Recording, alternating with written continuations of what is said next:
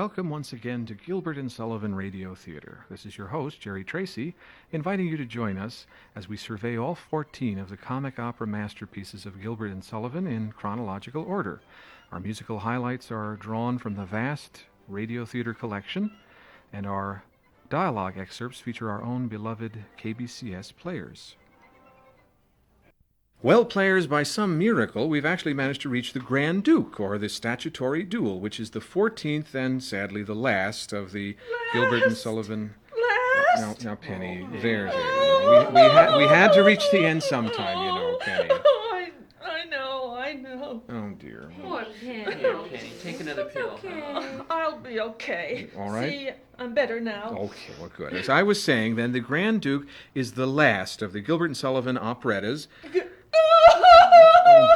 Can someone please do something? Take care of her, Jerry. With Penny? You just go on and tell our listeners about this last operetta of Gilbert. Oh my God.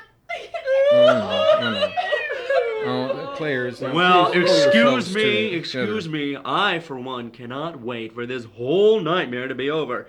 For heaven's sake, I mean, it's worse than Lisa Marie and Michael. I mean, really. So, hello, Dr. Pompazars. That's Pomp Huzzar. You'll forgive me, Doctor, but I thought you fell overboard way back in HMS Pinafore. Didn't he fall I overboard? definitely remember that cool oil slick. Oh, yeah. Yes, well, excuse me. Unfortunately, and fortunately for the Western civilization, I managed to somehow survive the many minutes until I swam to shore. I grasped flotsam and jetsam and fed myself on seaweed and barnacles until I was washed up on an uncharted island where not only the natives but the skipper and Mary Ann received me like a god. Really? What was the name of this island, Yeah, Doctor? we finished Utopia last week. Bah. I'm afraid the name of the island would be far too difficult for your untrained larynxes to pronounce, but the initiate call it Maui. Maui? Close. Keep working on that Polynesian pronunciation there, jerky. It's Jerry. Anyway, the name. and I have brought with me from that world of light and innocence a personage of the highest rank who may be able to assist you in explaining some of the absurdities of this forgettable little ground chuck. Grand Duke is the name of the opera. Choked on my tongue. The beautiful Grand Duke that you're going to attempt to put on. Oh, was that right? Yes, it's right. I found him sojourning there in one of the best rural huts on the island. For you see, he is a sub-chieftain of sorts.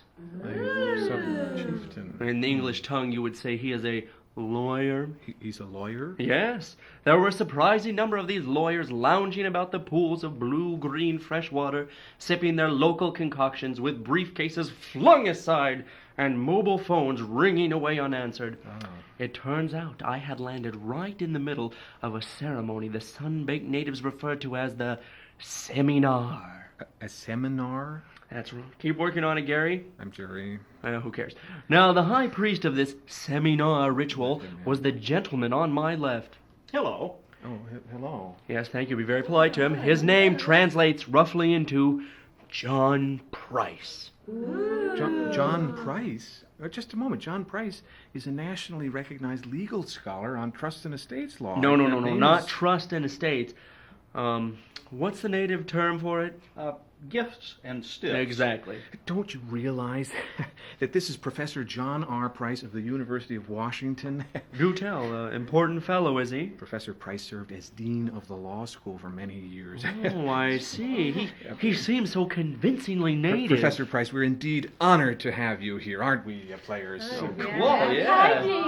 Can you get me out of my traffic ticket, please?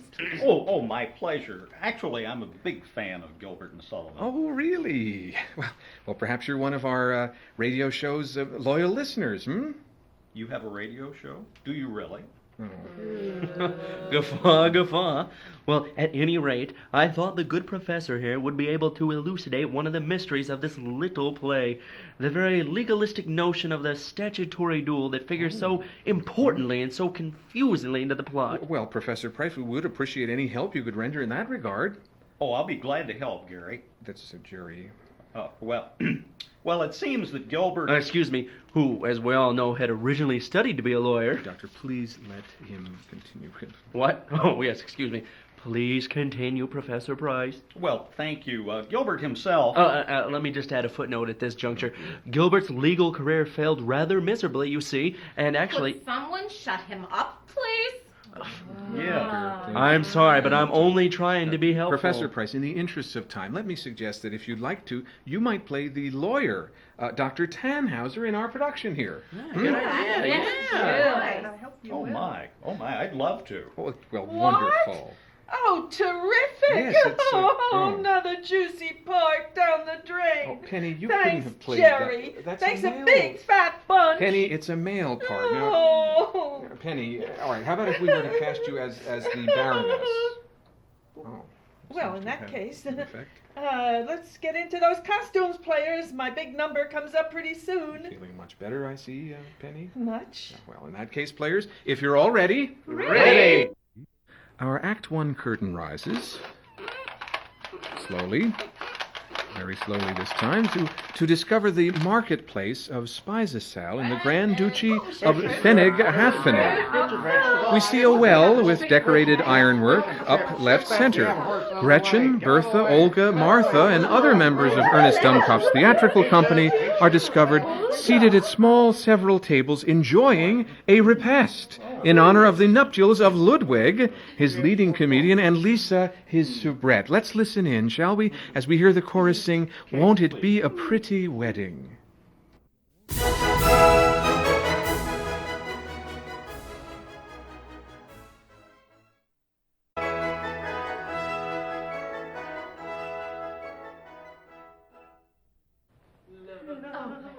At the end of the opening chorus, the Ludwig and Lisa, the two lovers, sit exchanging lovers' glances to one another.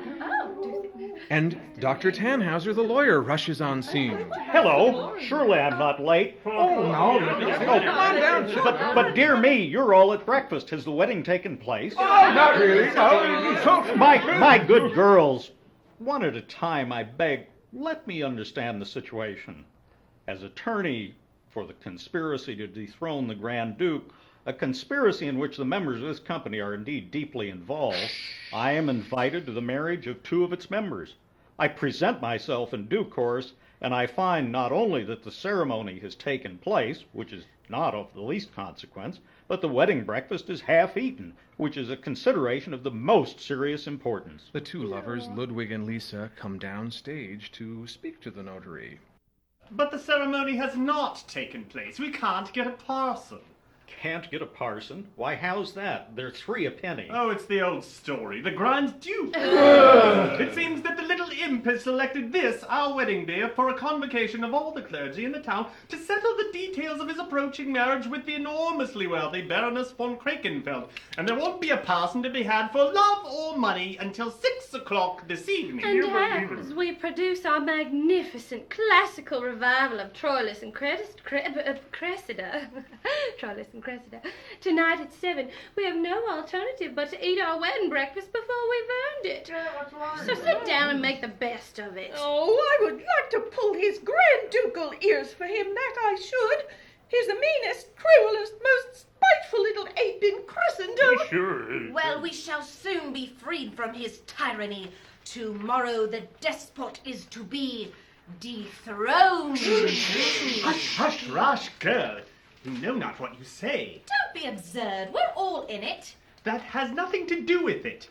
Know ye not that in alluding to our conspiracy without having first given and received the secret sign, you are in violation of a fundamental principle of our association?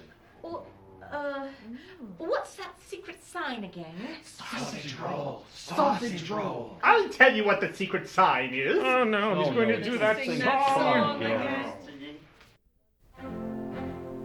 By the mystic regulation of the dark association, here you open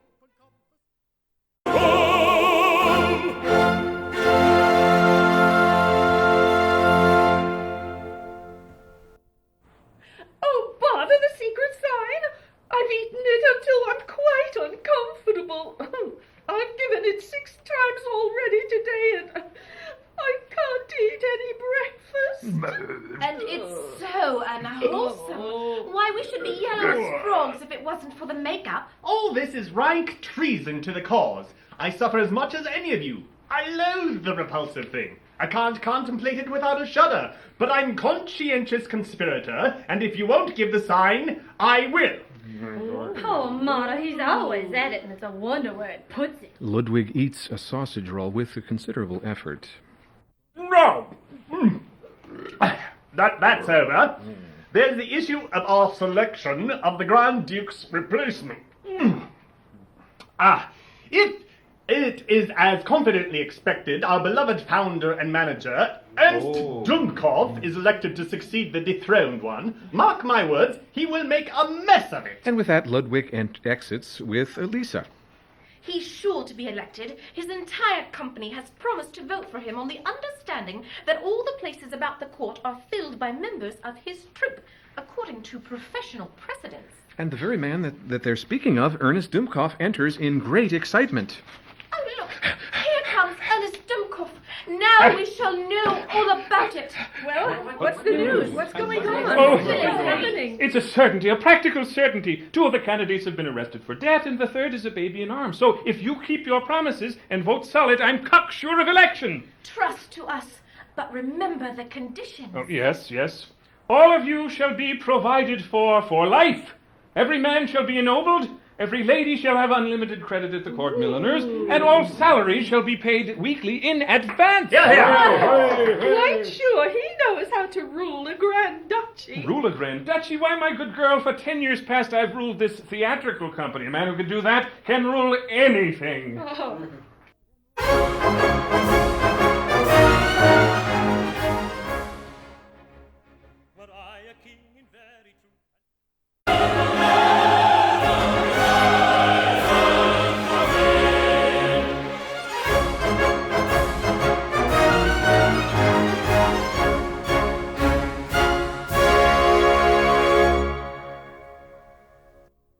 And at the end of his song, all exit but Ernest himself. He speaks.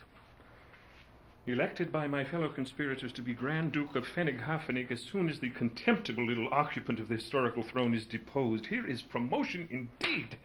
Why, instead of playing Troilus of Troy for a month, I shall play the Grand Duke of Fenig-Hafenig for a lifetime. Yet, am I happy? No, far from happy. The lovely English comedienne, the beautiful Julia, whose dramatic ability is so overwhelming that our audiences forgive even her very strong English accent. That rare and radiant being treats my respectful advances with disdain unutterable. And yet, who knows?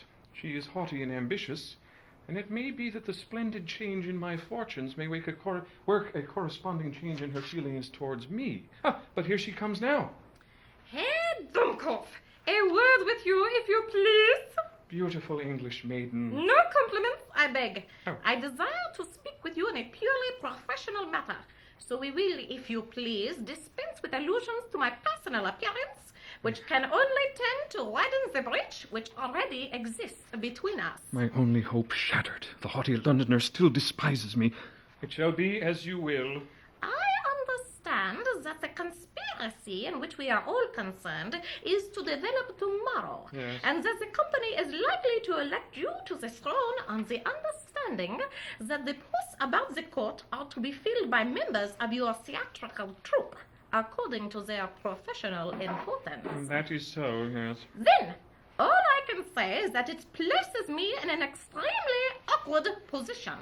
I don't see how it concerns you at all, dear. Why, bless my heart, don't you see that as your leading lady, I am bound under a serious penalty to play the leading part in all your productions? Well? Why, of course, the leading part in this production will be the Grand Duchess. My wife? That is another way of expressing the same idea. I scarcely dared even to hope for this. Of course, as your leading lady, you'll be mean enough to hold me to the terms of the agreement? I will. Oh, that's so like a man. Well, I suppose there's no help for it. I shall have to do it. She's mine. But do you really think that you would care to play that part? Care to play it? Certainly not. But what am I to do? Business is business, and I am bound by the terms of the agreement. You think the part of the Grand Duchess will be good enough for you? Oh, I think so.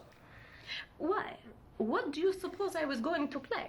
But considering your strong personal dislike towards me and your persistent rejection of my repeated offers, won't you find it difficult to throw yourself into the part with all the impassioned enthusiasm that the character seems to demand? Remember, it's a strongly emotional part involving long and repeated scenes of rapture, tenderness, adoration, devotion, all in luxuriant excess, and all of the most demonstrative description, of course. 2 steps back. My good sir, throughout my career, I have made it a rule never to allow private feeling to interfere with my professional duties. You may be quite sure that, however distasteful the part may be, if I undertake it, I shall consider myself professionally bound to throw myself into it with all the ardor at my command. I'm the happiest fellow alive!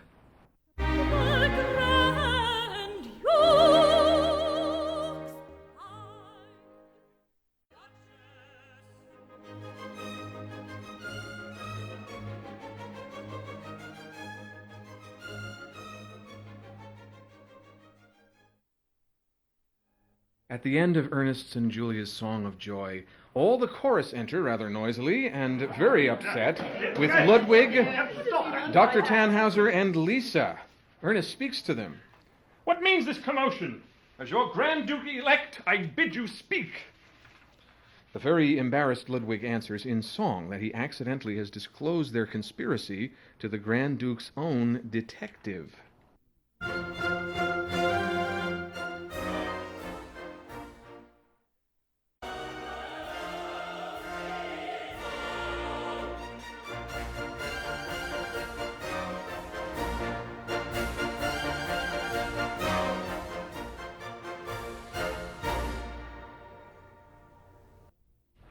The chorus exits in disgust and anger. There remain on stage the very embarrassed Ludwig, That's me. Lisa, Ernest, Julia, and Dr. Tannhauser. Julia addresses that little group. Well, a nice mess you've got us into. There's an end of our precious plot. All pop, fizzle, bang, done for. Yes, but fancy my choosing the Grand Duke's private detective of all men to make a confidant of. When you come to think of it, it's really devilishly funny. When you come to think of it, it's extremely injudicious to admit into a conspiracy every pudding-headed baboon who presents himself. Yes! I should never do that. If I were chairman of this gang, I should hesitate to enroll any baboon who couldn't produce satisfactory credentials from his last zoological garden. Ludwig is far from being a baboon. Poor boy, he could not help giving us away. It's his trust in nature. That's right. He was deceived. What? His trusting nature? Oh, I should like to talk to you in my own language for 5 minutes. Only 5 minutes. I know some good, strong, energetic English remarks that would shrivel your trusting nature into raisins. Only What was that? you wouldn't understand them. I didn't. Here we perceive one of the disadvantages of a neglected education. And I suppose, Julia, you'll never be my Grand Duchess now. Grand Duchess? My good friend, if you don't produce the piece, how can I play the part? True. You see what you've done, you idiot. But, my dear sir, you don't seem to understand that the man ate 3 sausage rolls. Keep that fact steadily before you. 3 large sausage rolls. Bah! Lots of people eat sausage rolls who are not conspirators. Then they shouldn't. It's bad form. Dr. Tannhauser has been smiling very placidly through all of this. Lisa asks him why. What are you grinning at, you greedy old man? Oh, nothing. Don't mind me. It's always amusing to the legal mind to see a parcel of laymen bothering themselves about a matter which any trained lawyer would have no difficulty with whatsoever. No difficulty? None whatsoever. The way out of this is quite simple. Simple? Certainly. Now attend closely. In the first place, you 2 men fight a statutory duel. A statutory duel? A statutory... Ach! What a crackjaw language this German is. Never heard of such a thing. It is true that the practice has fallen into abeyance through disuse, but all the laws of Pfennig Halfpfennig run for 100 years, when they die a natural death, unless, in the meantime, they have been revived for another century. The act that institutes the statutory duel was passed 100 years ago, and as it has never been revived, it expires tomorrow. So you're just in time. But what is the use of talking to us about statute duels when none of us knows what a statute duel is? Don't you? Then I'll explain. Instead of dueling the old, messy, old-fashioned way with pistols, the ducal statute permits dueling the modern, safe, and tidy way by drawing cards. Quite good at that. Well, let me try and explain again. And Dr. Tannhauser, what is your name? And Dr. Tannhauser proceeds to do so in song. Listen very carefully, ladies and gentlemen, and note, too, that Dr. Tannhauser's singing voice is quite a bit different from his speaking voice for some reason.